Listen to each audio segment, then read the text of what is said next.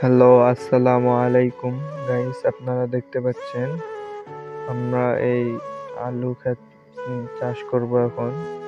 এইখানে আলু গাড়বো, এই জন্য চাষ করা হবে। চাষ করার আগে যে ওষুধগুলো প্রয়োগ করতে হবে দেখতেই পাচ্ছেন। এখানে আছে ইউরিয়া, ডেপ, পটাশ এবং বিভিন্ন ধরনের ওষুধ।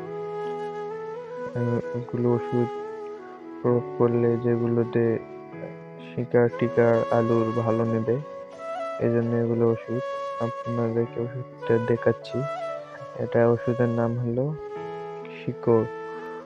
দেখতেই পাচ্ছেন এর উপর ছাপ দেওয়াই আছে। যে আলু, বেগুন, পটল এবং ধান খেতে সবগুলোতে দেওয়া হয়। এটা সব নিয়ে মিশ করে নেবেন।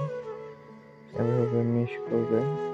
মিশ করে এটা এগুলোতে নাড়া থাকতেই ধান কাটার পর আগে ছিটাইতে হবে চাষ করার আগে।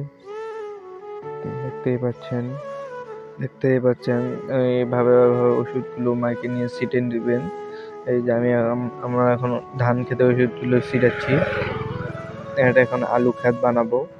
এই আলু ক্ষেত চাষ করার পর কি কি হয় আপনারা সবাই দেখতে পাবেন।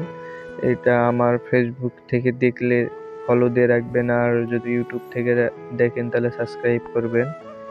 তাতে পুরো ভিডিওটা আপনারা সবাই দেখতে পারবেন কিভাবে কি করতে হবে এই আলু খেতে, তাতে আলুর ফলন ভালো হবে।